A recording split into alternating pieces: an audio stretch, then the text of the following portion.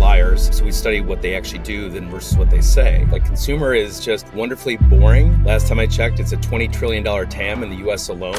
Michael Duda is the man who helped build some of the most recognizable brands in modern consumer culture. He founded Bullish, a firm that doesn't just fund startups, it gives them the unfair advantage every founder wishes they had. He has backed Peloton, Harry's, Warby Parker, and a wave of brands that exploded from niche to be part of culture within a few years. Big corporate America, they don't have the dreamers. They can't come up with new products. They don't have the patience. We can romanticize 100Xs, but there's so many people whose jobs will get eliminated in the quest for efficiency. The middle class is literally shrinking. We are paid to be wrong more than right. I just really need to be right 10 to 20% of the time to make good returns. So I'd say that's the biggest thing that's changed.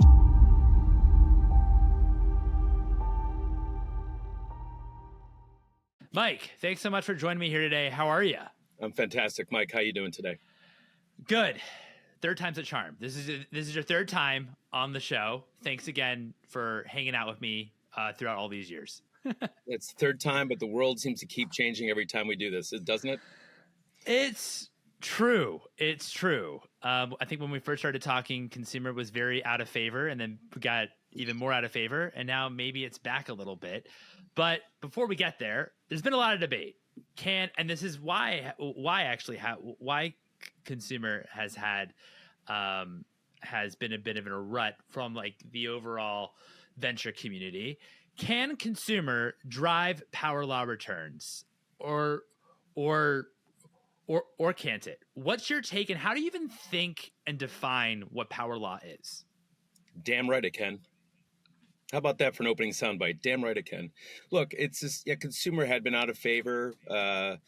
Listen, momentum tends to swing a lot more these days in venture capital, even though when we invest, we're investing for the next, 8, 10 or longer years. And with AI being the hot thing, rightfully so in many ways, it was like a couple of years ago, it was just crypto. Before that was the metaverse and all that. So I kind of laughed. Like consumer is just wonderfully boring.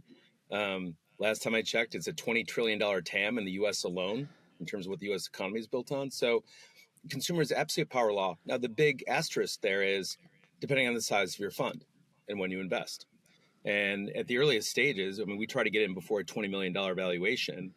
If that company sells for 150 or 200 and 250 million, huzzah, you're looking at it 8, 10, 12x. Those are pretty good numbers. Problem is when you raise bigger funds and you're a generalist and you go from maybe a $50 or $100 million fund to much more, it's tough to invest that early because of the amount of money you deploy. And that, ironically, is going against what we're seeing out there in terms of businesses being created. We're seeing a lot more entrepreneurs than ever. The goal isn't to raise venture financing, it's to build a viable proposition and product. And we know on the other side, there's a lot of upside if you're able to win over consumer, because big corporate America, God bless them. I don't want to name names. I'll probably name names later. But big corporate America, they don't have the people in innovation. They don't have the dreamers. They can't come up with new products. They don't have the patience because they have Wall Street pressures and everything. But you know what they do have, Mike? They have $2.8 trillion on their balance sheets to go buy the Poppies, the Vitamin Waters of the world, the Roads of the world. So there's absolutely power law opportunity, depending what your strategy is. And if your strategy is like you're whether angel investor or pre-seed, seed stage, up to Series A like we are, there's absolutely power law. So it's consumer is a wonderful, awesome asset class. It's clearly not for everybody. It's hard. We don't mind that it's hard, but there's absolutely opportunity. Absolutely. But I think that when people think about power law, I know you said, for example, 8 to 12x, right? Which is incredible. And this is where I think, at the same time, I think when people think about, power law, and this is where I think venture can get a little bit romanticized, they think about, 100x or 1,000x, the Uber, which obviously is consumer, but more thinking about maybe consumer goods and other categories within consumer. But I kind of think venture, because in consumer, that you can't really can you achieve like 100x return in consumer? I think probably not. But what's your take? Listen, now we're talking about the difference between moonshots maybe and power law. What is the average venture capital firm return? Like what is like median? I think it's under 2x. It's maybe like Yeah. 1.6, 1.7x at most. And you have very few that return a 3x plus.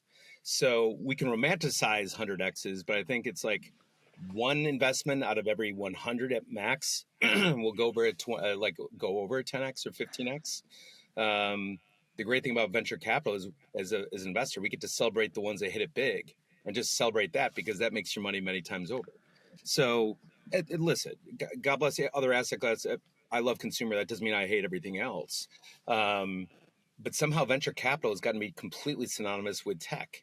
And that doesn't necessarily have to be the case.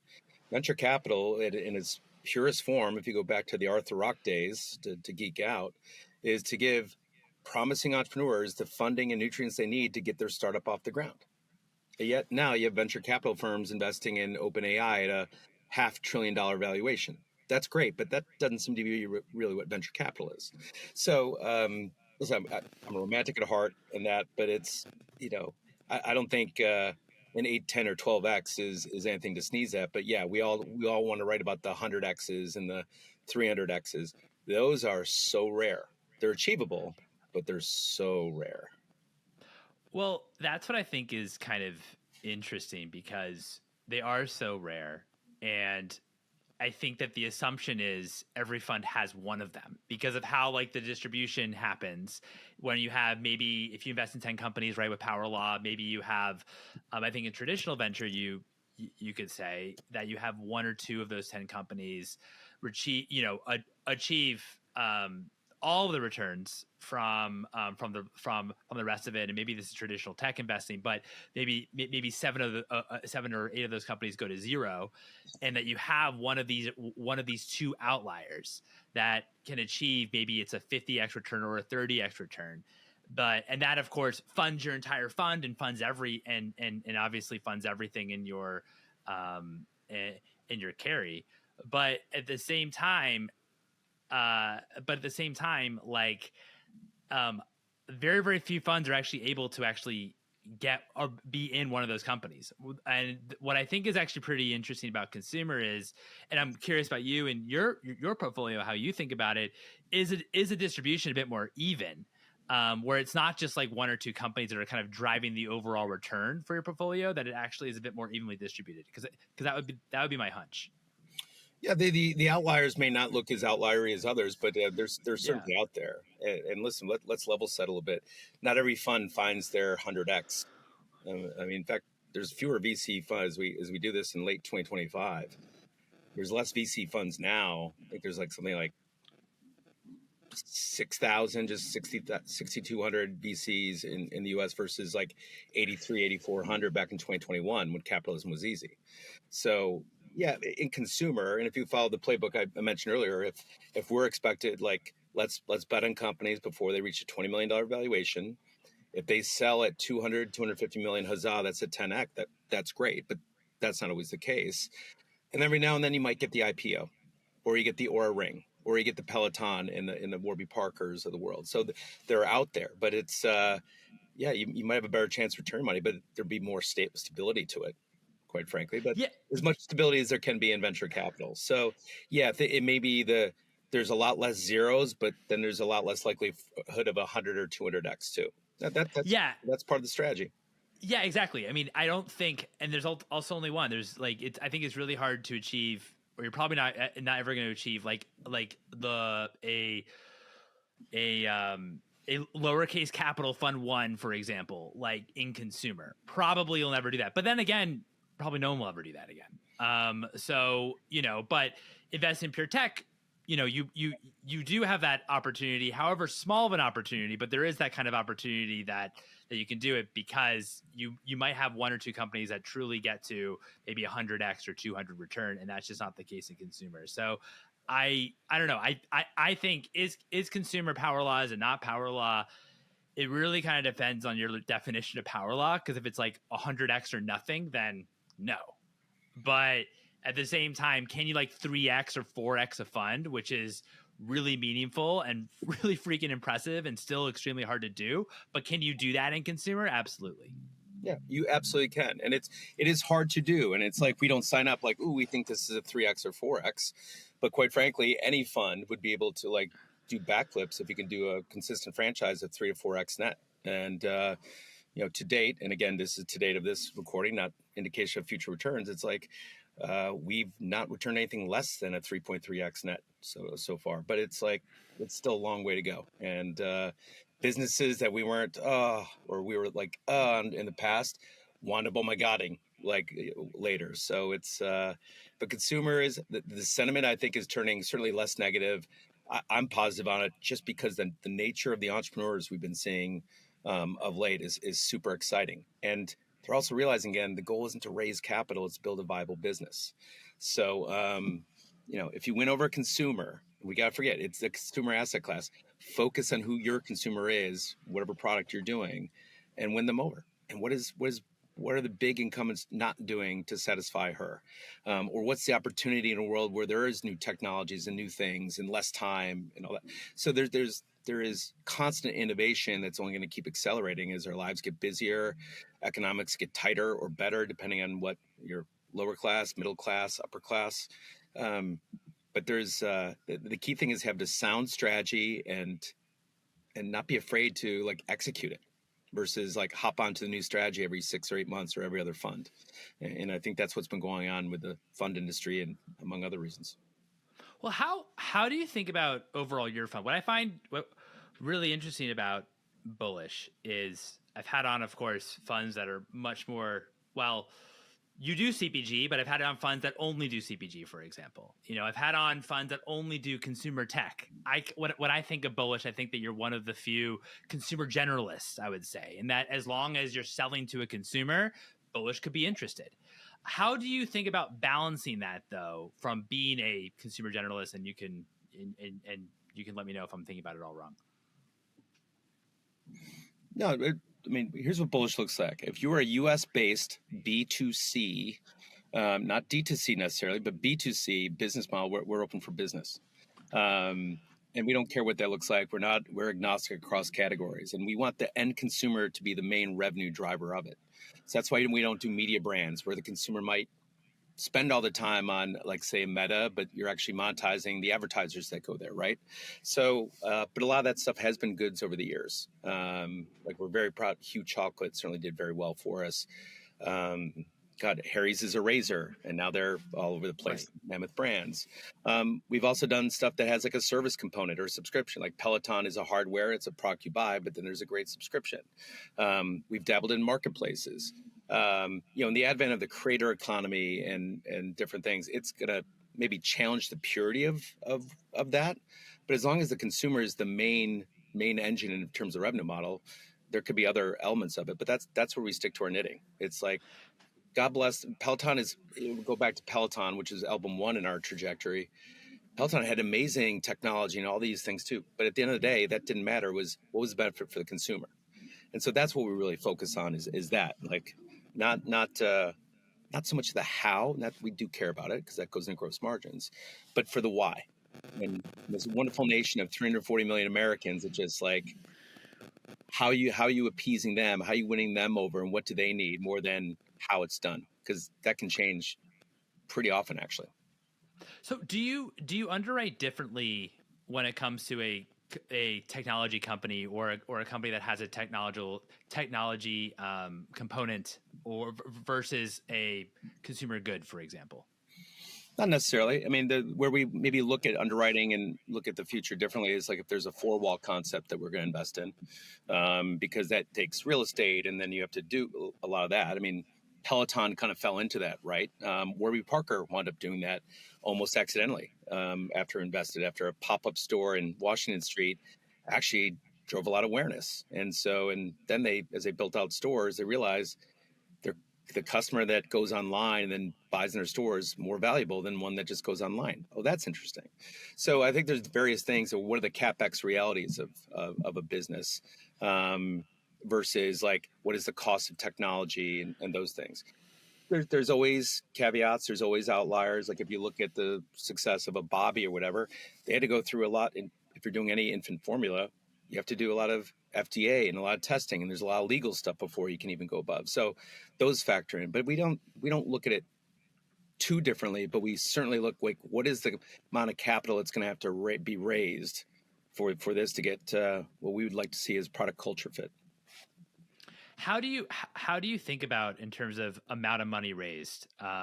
Because I feel like maybe one of the differences between it in consumer, depending on which part of consumer, but that you over raising really can bite you. Don't get me wrong, over raising just in general can really bite you. But if you're, for example, in relying on a strategic to maybe acquire, or like that's like the path that actually is the outcome that makes sense, or what have you. Just how do you think of overall in terms of like the overall trajectory of a company when it comes to capital raising once you invest? Yeah, we probably look at it a bit differently. First of all, we listen hard to what the founder wants. It's like we as VCs, like we have operating experience, sure, but it's like they're the ones trying to educate us to why we should invest in this great opportunity. And so if someone says like, I want to be a $1 trillion brand and take down Procter and Gamble, well, it's going to be a lot of CapEx, and there's going to be a lot of like money raised to get to that point. And here comes Harry's, here comes Mammoth Brands. Looks like that's happening, said with a smile.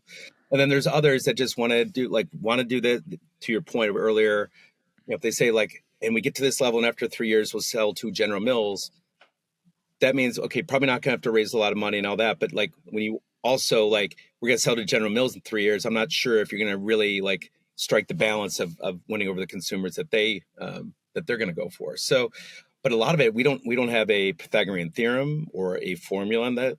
A lot of that cues, like, because if you're like a marketplace, that's maybe more tech and is going to need a little bit of infrastructure early on versus, okay, we're going to ship like heavy water across the country, and so different models within B2C will dictate it. But the founder ambition is a big thing that we look to drive that, because we've seen certain categories where people raise way more money than you would think, and then others less, and we've had successes either way. But it's founders tend to like take us on that journey, or we tend to look at that as part of the investment process quite heavily.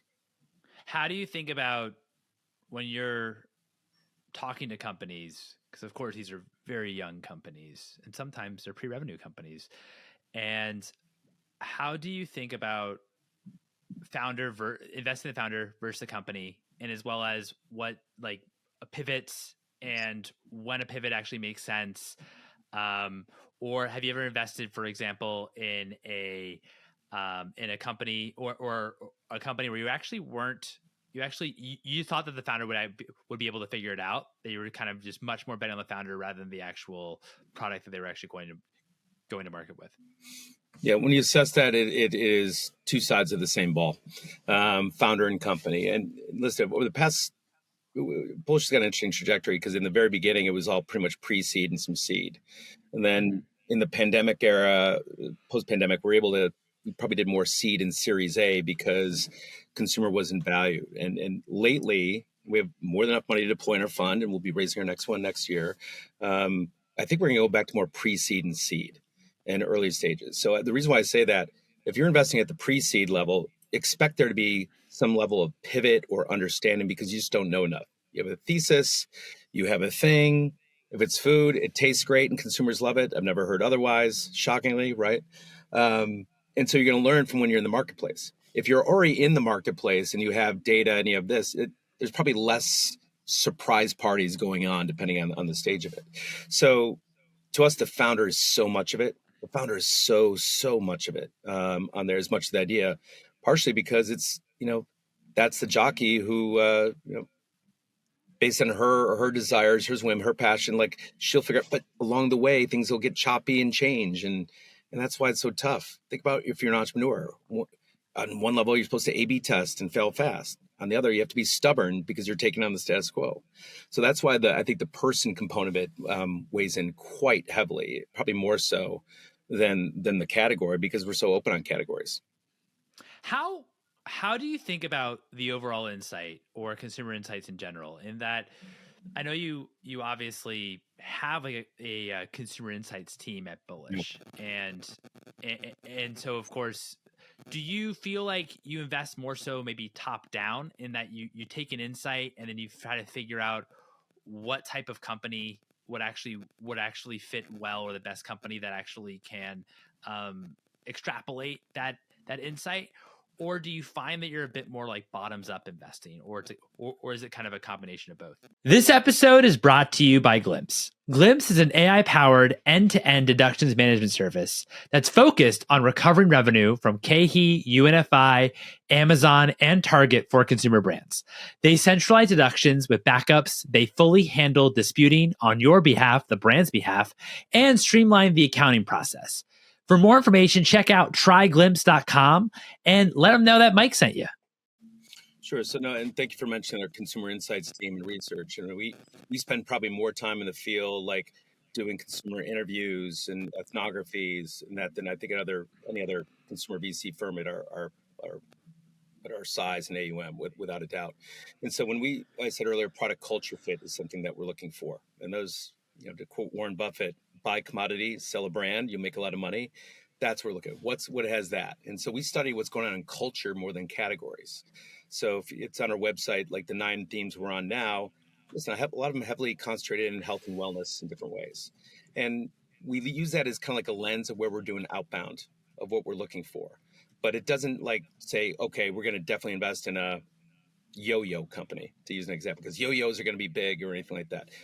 Going back to what I said earlier, if the entrepreneur is such a big part of it, we still have to weigh that. But in terms of outbound sourcing, we'll look at certain categories through the cultural lens about where things are going. And that doesn't mean like, oh, let's go outbound protein because protein is hot and soon fiber, but just more like brands or people that have backgrounds that are like a passion for inventing in the space. So the cultural part, it weighs in. It also weighs in during the diligence process. Like, will people be up to change behavior or what motivates them? I've said many times, consumers are liars. So we study what they actually do then versus what they say. But we look at it, since the entrepreneur is such a big part of it, it helps us with the outbound and sourcing, but it doesn't, it's not an absolute that we're enslaved to either. If that's the case with the commodities, turning commodities into brands, how do you think about what makes a great product, and how important is a great product versus, great marketing, for example? A great product is more important than great marketing. And I say that as someone with 20 years experience in the marketing industry, and I love marketing. What we like, and if I were to bend your words, is great propositions. So like Bandit Running is a great product and series of products, and the design engineering is great, but they have an uncanny and unbelievable empathy to the running community and serve it, and, which is what everything says. So it's got to be a strong proposition. If you need marketing, and this is where I think this, especially the Silicon Valley investors, got drugged in love consumer for bid, is because this Facebook thing, oh, let's put 40% of our revenue towards marketing and just CAC. And then Apple came along and shut that dog off pretty quick. And it's like, ooh, this is harder. Let's go somewhere else. We like to see brands that have the opportunity that grow early stages with spending less money in marketing, that have achieved some level of fandom and have word of mouth and people advocating for it. A lot of repeat purchases. We've identified that insights team that you mentioned identified this cohort we call the pioneers. It's 15% of America. Sounds small. That's 50 million people. And they could be early adopters or slightly later, but they tend to be stickier customers, and they tend to evangelize or tell other people like, oh, you should try this. They make a little bit more money. I think the average household income is about $80,000 in this group. And that's a lot versus what America is. They index high in living in places like Arizona, Virginia, and Texas. And so we really looked to see, is this something that this group would really go for, or what else is in their lives? Now you see this, you report on this, we see it too. There's a lot of commodities that you mentioned that are like, okay, I'm going to get a famous creator and do some cool pink packaging and put it out there. Well, that's not necessarily, that might get attention, but that's not necessarily going to work towards commercialization. So, listen, we're in a wonderful era. I think that we're going to see a whole host of new entrepreneurs. We're already seeing it, that are going to be attacking everyday problems in such a wonderful way. They're not going to need as much capital. So it's what a time to be alive. So, boy, I covered a lot of ground randomly there. How do you think about? I'm glad you brought up creators. How do you think about talent-led brands, or when it actually makes sense when a talent is involved in a brand look, I know you just invested in, if it's fair to say you invested in one, you can tell me if you think it's talent led, but with Cobb Foods, how do you think overall, when does it actually make sense, do you find, when talent and brand actually can come together? Yeah, excellent and timely topic. I'd say we look at it like talent infused or talent wedded, but talent led. I'll be honest with you, it probably scares us more than any because if the talent, we're talking about like celebrities out there. Mhm. Celebrities are great shortcuts. Like, okay, you can cut off the attention tax and not spend as much money in Meta. You can get a lot of organic press on that side of it. But is that celebrity only doing that one thing or doing a few things, or is this one of 10 different things that's a deal from like their agent? And what happens if you don't have a buzzy launch? What happens then? Or what happens when you do have a buzzy launch, but it only led to like 1 million foreign sales? What do you do next after you can't get that same story over and over? So celebrities or creators can be absolute difference makers if there's some level of, dare I say, authenticity as to why they're doing it and what their involvement is. You know, in the case of Cobb Foods, which we are extremely excited about, um, Jessica is an amazing founder, turnaround CEO, passionate and paranoid. She created something because her two sons had an allergy to corn, and so she didn't want them to like suffer on snacking. And so she came up with something sorghum, which went down the rabbit hole of sorghum-based snacks that actually taste pretty good, and they're healthier for you when you look at the nutritional profile. She recruited, I said that, Novak Djokovic, famous tennis player.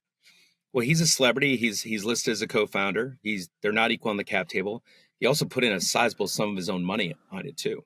So he is I'll say, celebrity that's involved with the brand and but he's also got significant skin in the game. And so that's not the reason why we did it, because we like the proposition if he was involved or not, because of what we believe in Jessica. But it could be very helpful if used the right way. And you've seen this too. You see too many companies that, look, we have famous person X and we'll go after this business. And then they'll cite like Mr. Beast as an example of that. Well, you don't have too many Mr. Beasts, right? So it could be a shortcut. It could be helpful. But at the end of the day, if the consumer is going to part way of their money, maybe they'll try something once, but the product and proposition better be good or else they won't go back. I appreciate that. Thanks for thanks for You that. agree? What do It's you think? What do you think? Pressure test. Come on, Mike. What? You In terms of what? Or challenge that, Perry. I mean, listen, I agree. I think that you know, I like your point. I like your point that the celebrity actually invested, that it's actually their own money that they actually put in from Novak, and also that this was a passion point. And I mean, Novak's so famous for going gluten free, which was probably very challenging for him because his parents owned a pizza parlor. So that was so I'm sure that was probably pretty hard to do. I don't think I'd be able to do that for sure if my parents owned a pizza parlor. Yeah. But the point is that it's pretty organic in terms of why, like, his involvement and passion, for the brand. And I think that is where it makes sense. And at the same time too, Novak is not really maybe a young buck anymore. He might have some time on his hands too to help to actually devote to actually growing and being part of the brand. And that's also, I think it's really hard. I'm kind of curious if you have talent in maybe a same format with what Djokovic has done with Cobb, in that they invested their own money, they're part of the brand, they're maybe listed as a co-founder, and they're part of the brand, but they're in the height of their careers, right? They're very, very busy in the height of the years. Does that at all does that make you nervous at all, or not really? You have to weigh that in, and it's a very astute observation because we've seen celebrity athletes, like there's one in market that has an energy drink, and this person was one of the fastest people in the world 10 years ago, 15 years ago. It's like, okay, energy drink, great, but when you're retired and not competing, I'm not quite sure how awesome that's going to be there. So there's a borrowed equity certainly, versus others like when you see like Tom Holland with Biro, right? Non-alcoholic. I don't think he drinks and everything. There's like, and he's an actor. Is he at the top of the game? He can go on there. But and listen, Novak is, his best tennis is probably behind him. Just if you look at the data of like we all age on that side of it. But regardless of that, he is like, unless he starts slipping off his game and start eating like Doritos and donuts as part of his regimen, then I think we're okay on that part of it. And again, from the brand and the go-to-market proposition, he's an ally, but it's like, it's not the crux where it lives and dies based on how well he does on the court or what he does on and off the court too. But it's that was a lucky strike extra in the case. But it is, you have to factor in, does this make sense? Like Shakira launches a new hair care line, that kind of makes sense. That's interesting. She's not doing a lot. Then you see others, like it seems like, Dwayne The Rock Johnson has got so many enterprises and businesses. So it's like if he launches the next thing, okay, I can see the story behind it, but is that the reason it's going to succeed is because of him? Maybe, but when there's a sincerity of involvement, that weighs in heavily versus just the involvement itself. Yeah, it's almost like, are you just licensing out your name, or are you actually kind of part of this? Yeah. Well said. So cool. Why the shift back to pre-seed? It's not shit. We've always been open for it. We were just seeing less pre-seed over a period of time, or less pre-seed that we just loved. And because of the, dare I say, punitive funding environment that I think it was for entrepreneurs, we were seeing things at the seed or Series A that were more mature than what they had been. Good, sound businesses with strong upside and great economics, and for us to get involved in around that $20 million valuation. So it's almost like the marketplace gave us more of an advantage that we could actually study the behavior of good investment opportunities that were still probably priced lower than they would be if this were 2021 or 2022. But to go back to the power law element of it too, it's just, we're seeing a crop up of like venture studios and things from scratch. And quite frankly, to go to the ultimate power law, the earlier you can get in, the better from evaluation. But it's also, if you really love the people and what they're doing behind the proposition, not to say that's the ultimate de-risk, but because we're so people and founder driven, it's like that goes a long way. So it's like, if someone's attacking a category that just needed, there has been that much. And I think we have a good track record of identifying that, given we invested in mattresses and razors and chocolate and stay-at-home fitness well before they became trends. It's just, we think that can work well at the pre-seed and seed. With so many different advantages, like God, years ago, when we first started doing this 13, 14 years ago, Techstars was just kind of like coming on the scene a little bit. And Y Combinator was a thing. Well, now there's so many other elements, like you have Union Kitchen in Washington, D.C. that really helps founders in food. So there's just more, the curriculum for entrepreneurship is gone way up to help founders. So we're still open for we're seed and Series A, whatever, but it's like we are not. Pre-seed is kind of like where our original DNA is, and it just, we're seeing more opportunities that we're excited about. Cobb's to a point. This is that they have zero revenue right now, but it's cobbfoods.com. If you haven't heard it, be out there. Pre-revenue is the time of the taping. But it's just like Jessica's undeniable. We like the cultural elements of like why she's doing it. And listen, one day she could be building the healthy Frito-Lay. And that's very enticing. Yeah, that is. How do you define pre-seed today? I know that that in the case of Cobb, they were kind of pre-revenue. Do you define it just as pre-revenue companies? Is there kind of a threshold when it comes to valuation or anything like that? No, not valuation. Pre-revenue, pre-launch. Pre-launch. Okay, got it.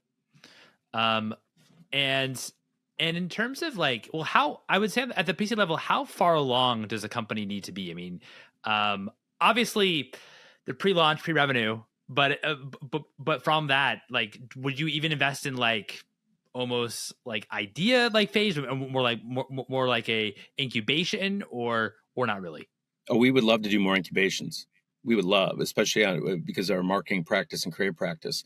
I think the things we look at, if it's pre-seed and just an idea. So the romantic of me is, yes, we'll do it. But if you're going, I'm just making this up, a new vacuum cleaner, it's an idea. okay, to make that idea into reality, and it might take you 2 or 3 years to launch.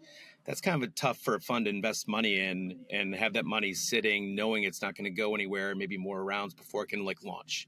So it's like you plant a tulip bulb in the ground. Like, how long would we have to wait for it to come up? So that does factor in, and that's one of the reasons that and the interest rate changes why hardware businesses have just been like tougher to get funding at the earliest stages. So it's like we'll do pre-seed, but how long does this need to come to market? And where are we in our fund cycle? But we're not afraid to back at that stage. It's just like we need to have a realistic timing when that might be. And listen, there was a period of time when Tariff Palooza had started in mid 2025 that we're like, wait a minute, gross margins in all these businesses might be completely different tomorrow based on the tariff here, tariff there. And so that made it more difficult to assess companies for at least 2 months, and you could argue that's still ongoing, right? But that factors in a lot. What is the time needed from this idea that where it is now to actually be able to be out there, to be enjoyed, bought, tried by consumers? That timeline does matter. That's helpful. That's helpful. Yeah, I mean, I remember like, one of the more interesting propositions I've had on the show is what Squared Circles, if you know them, Yes. based out of Austin, and in terms of they're actually like partnering with IP holders and actually then commercializing IP. So you're actually have sped up that.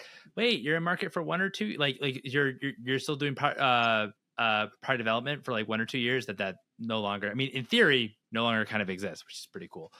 They're kind of going straight to commercialization. What's your view overall on AI? Right now, it seems like if you're investing in technology, it almost seems like it has to be an AI company, or rather the valuation gaps from AI versus non-AI are significant. Yeah. I know that you've made a software marketplace investment that doesn't actually have any or doesn't seem like it has any kind of AI features. At least it's at least on the surface.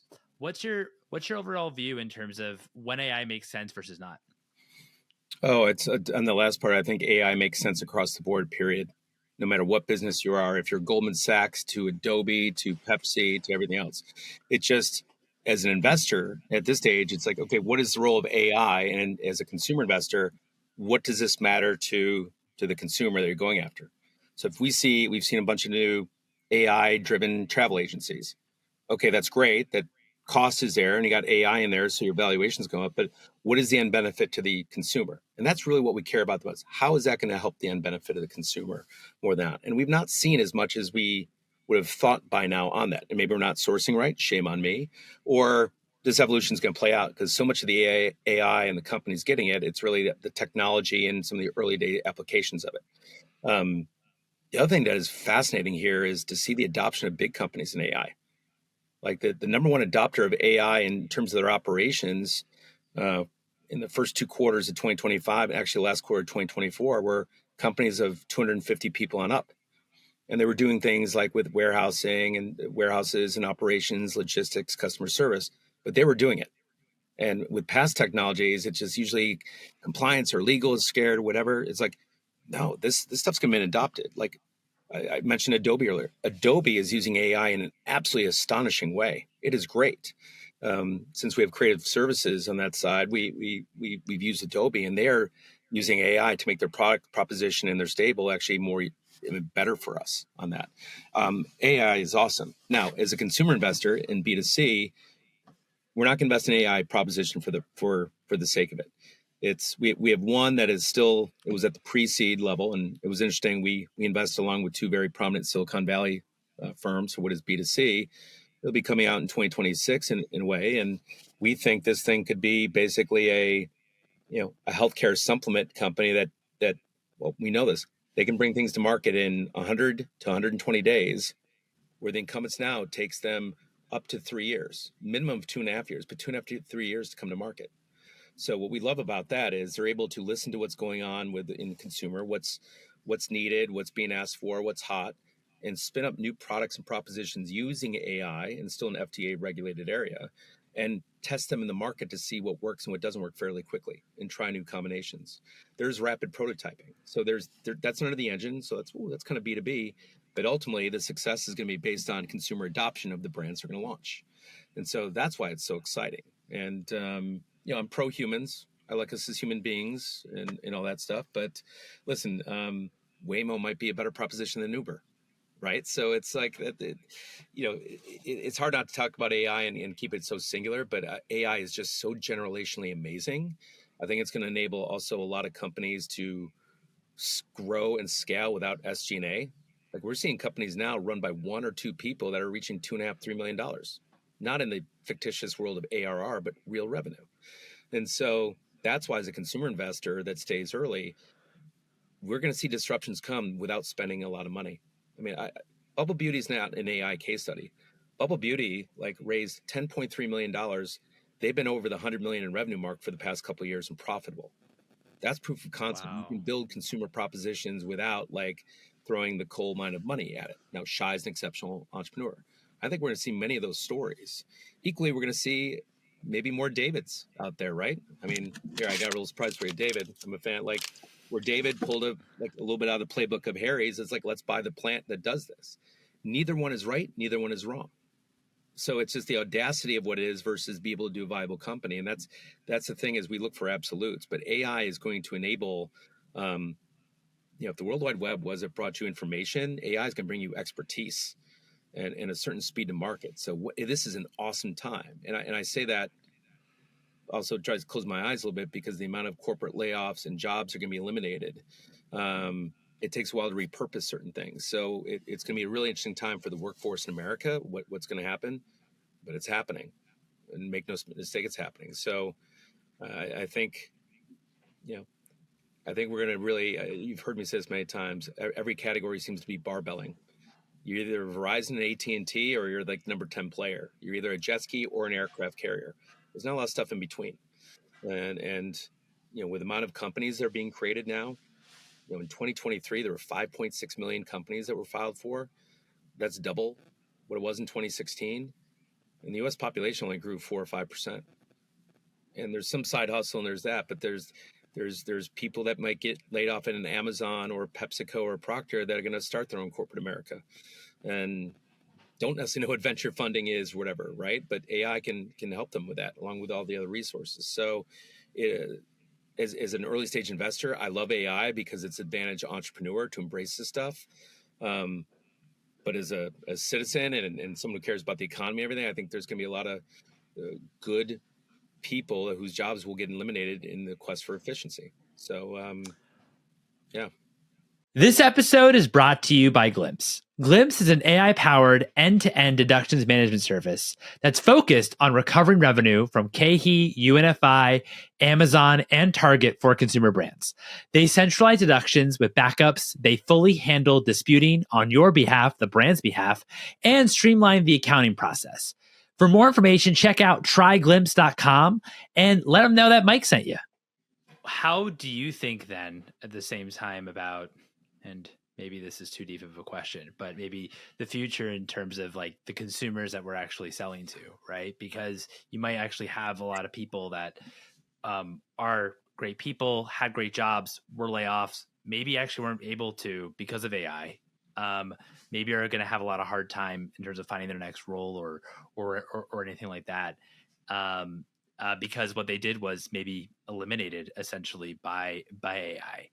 Does this change at all in terms of how you think in terms of maybe products or even just from a disposable income level, for example, that people are having in terms of what types of products and services would actually make the most sense for them? This is an area where I think about a lot, and maybe as a father or a person more than an investor, but the investor side is this doesn't go away. In 1985, 1990, 62% of households were middle class. Today, it's 51%. The middle class is literally shrinking. More people are falling into both buckets, and more people falling in the lower bucket of the lower income tier. When you look at who's spending now, I'm very proudly say America's a $20 trillion TAM and growing in consumer. think the wealthiest 10% of households in this country is powering 48% of the spend. And you have the bottom 22 to 25% powering 20%. And so when you look like who you're serving, very few things are up for grabs for the 340 million people out there. It's like what you're going after and who you're trying to serve. There is going to be a need for better solutions and value things at a lower level, which is hard to get when you're starting out because usually scale gets that. But that's why we're more attuned to like founders are taking us through like the consumer that they're trying to serve. And I think if we hear an 18 to 49-year-old, and we've never met an 18 to 49-year-old, the very specific thing in need state based, whether it's a toothpaste, where it's a marketplace, whatever. But America is absolutely becoming have and have nots. And it's hard to look at just consumer. We never think we're the consumer. That's why we love businesses that aren't on the lovely coast that you and I are on right now, but real America. But that is factoring a lot in terms of what's going on in general. And some of the cultural stuff we are avidly studying. And that's why we've really glommed onto this pioneer base, because it's not the richest people out there, but they're some of the most influential and they can't be bought. But that, as a society, you're right with all the people going away by AI. I don't know much of a data center going up in a 2,500 person town in Texas is that going to kill urban nature? I don't think so, but that factors in. So a lot of stuff's going on in society right now. And there's no reason to think it's going to slow down, but it's, the have and have nots, it's just widening. And that's just, that's a bit unsettling in many ways. Yes, I agree. Very, very unsettling. I also think about it quite a bit. I guess back to investing with the kind of the company. Let's lighten up a little bit. And I tuned out. Well, actually, yeah, I was still going to say, I'm actually still going to say down in the dumps. Yeah. But because America is because as you've described it, it's becoming more the land of the haves and the have-nots. Yeah. Does that change at all in terms of products or services, in terms of that you find interesting that you would invest in today versus maybe previously? No, I mean, I think we're aware of that. And again, we're studying the cultural trends, not to beat that one to death.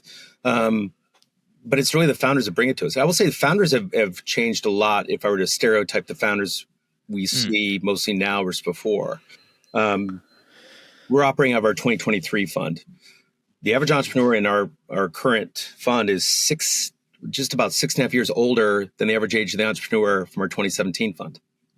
So we're seeing older, more experienced founders launch companies. And maybe just I've freaked out all the 24-year-olds. I don't know. We do have a couple of those in there. But we're seeing a different entrepreneur now. We're seeing a lot of people that were in corporate America that want to do their own startup. We're seeing people, and I say normal areas. I mean, this fund as our first fund was all New York, San Francisco, LA. This fund has Scottsdale, Arizona. This fund has Houston, Minneapolis, and there. So it's really interesting. I think Shark Tank becoming America's game show has probably helped with that, and why not me? But and with all the access between what Google and Amazon will do to give you free stuff, and listen, if you have strong Wi-Fi, you can start a business from almost anywhere. And then it gets into co-man and packaging and all those things. So I'd say it's just America, which has got an entrepreneurial DNA in its very fiber, is unleashing that right now. So it's not so much like what we look for in categories are different. Like we weren't all hot on cannabis 5 or 6 years ago. Now cannabis funds seem to be dead. I will say things are trending a lot towards the health and wellness, just across the board, better for you food that actually tastes good, as we've talked about. Women's health. We're seeing really passionate, very impressive founders attacking women's health, whether it's menopause or postpartum and those things. And we didn't have those founders before, or we didn't see them as much. So for all the blah, blah, blah talk about like the shrinking middle class, like there's a lot more founders that are hellbent and passionate about solving real problems that can make investors like us a lot of money. And yet, we don't take ourselves too seriously. That could be a chocolate bar, that could be a bike, that could be something there. But we're seeing more and more normal people that aren't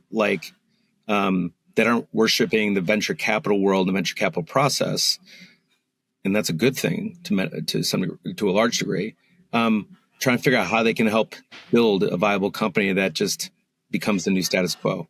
So it's. How do you think about sorry, go for it. No. Go for it. Were you going to say something? Did I interrupt you? No, you cut me off.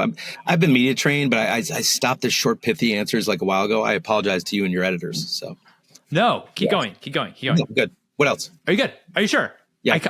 Sorry that I cut you off. No, I was at the end. Okay. So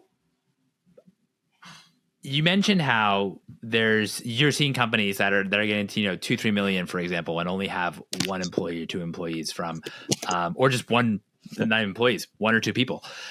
When do you think it's harder now to determine what's actually venture backable versus what's not venture backable? That's a great question. In some ways, yes, but in some ways, no. But part of it going back to, it's hard to beat a drum, but try to be simple and focused every now and then. What's the founder ambition? And what kind of company does she want to build first and foremost? The thing I hate, and I would love you or anyone out there listening, I hate calling a business a lifestyle business. Oh, that's a nice lifestyle business. Well, if it's, only going to be 5, 6, or 7 million, or it's not going to grow, that's a viable business. Founders work their asses off to build strong businesses and to make their means and everything. So to call something a lifestyle business, I hate. But some businesses aren't built for that. And I do try to, tell some entrepreneurs, and I could be way wrong and nothing would make me happier, is like, that's a nice business, but like that business model doesn't fit my business model. And even though we're long patient capital, it's like, I got to return a fund in 8 to 10 years. So something is growing nicely. Like we saw a carpet business, and I really like this founder, and it's been at for a few years, and it is growing. It's whatever. It's never going to be an escalated business. I don't think so. And things could always change. And she's done a really good business. And I think it's a good business if you're an angel investor or just believe in it. But like, I also have to look into the power law, as we mentioned earlier, because we need some 10Xs to pay for our zeros. And so that's where I go. I don't think it's venture backable for us, but it's certainly investable. So I'm playing a little bit with worlds. Like there's some really good companies that, that'll make money. And I believe in that person, but I don't think the upside isn't there, and there's still more downside. So it's, that's why to see some like investment on a state level and different groups going, like there's different forms of capital. I think VC funds less than 0.4% of all businesses that start scaling. So there's opportunity out there, but that doesn't make it a bad business. That makes sense. That makes a lot of sense. I had something else, but this has been my final question for you. What's one thing that what do you think that, since you've been in venture, what's one thing that you've changed your mind about the most? Wow. What a great question. Boy, I should ask for questions in advance. No, I should just give you the question in advance. My apologies. That's my bad. I didn't study them anyway. I say that. That's a cop-out. What changed my mind the most? It's a cop-out one, but when I first got in venture, I was trying to be so hard to be a venture capital investor. And thank you, First Round Capital. It's been said over and over. Like First Round Capital was so patient with me and mentored me as I was starting up this thing and whatever. And yet I was realizing I was seeing the world a bit differently than they were. And so I think what changed my world is FOMO can be real, but less so. It's just like, I don't lose sleep at night as long as we see a deal and pass. It's the deals that we don't see. And I think the biggest thing I learned is like not to think like everyone else, not for the sake of it, but just being comfortable with what we know and feel good about versus what we not. And I tried so hard to study the things and all that stuff. And we are a demand side. I have a marketing background, and I thought I was playing from behind, but realized, wait a minute, what we don't know is an asset. It's naivete on it. And what we do know is like consumer adoption and all these other things. We think about it differently, which is weird, but that's how you're programmed in the marketing world, is to figure out who your best consumers and customers are, how they think and what they really do, and then build appropriately around them. And, we've taken that. So, by the way, I'm not saying every VC sucks and we're great. No, not at all. It's just, I've become okay with like, if so-and-so doesn't think so, that's all right. And we rarely, it's hard to teach like younger investors because it's a form of validation.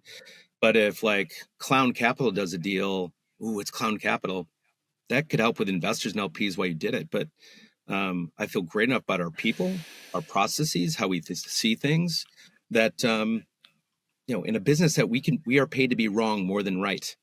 68% of venture businesses fail.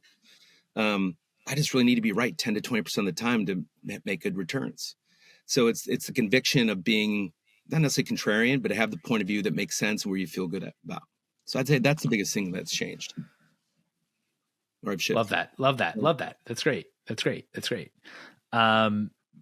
Mike, thanks so much for your time. I really appreciate it. This has been so much fun. And Michael, to kind of pile on an answer, it's like one of the great things that's been shifting over the course of the doing this for 13 or 14 years is you existed, but consumer VC didn't exist 5 years ago. It barely did. And so as much as I talk about, Shark Tank being America's game show, what you're doing here is giving access point to a lot of entrepreneurs like who can empathize with the way you do it than someone who's just talking venture and markups and everything. It's like you're doing stuff that is talking about building real businesses. And so when you listen to get access to podcasts like the Ithaca Hummus founder, who is sensational and he hates venture capitalists, was awesome and motivating to me. And I'm a venture capitalist. So, I really think you've done this is you're going to help usher in some smarter entrepreneurship and capitalism, because there is a big gulf between zero and appearing on How I Built This. And I think consumer VC is really doing this. And I've seen it in Austin. I've been a passionate listener of your show. And that's what makes consumer investing great. But also you're helping out. And that's a big change. I think it's a big change. So you've added to the change more than you realize. Well, that's very kind. Thank you. Thank you so much for being an early supporter of consumer VC. Mike, thanks so much for coming on the show. I really appreciate it. Thank you. And there you have it. Thanks so much for listening. Thank you, Mike, so much for coming on the show. Thank you, Glimpse, so much for sponsoring. Again, if you need a management deduction service, if you're a brand that's in retail, check out tryglimpse.com. Thanks for listening. Let me know what you think. And of course, subscribe to the newsletter at theconsumervc.com. Thank you.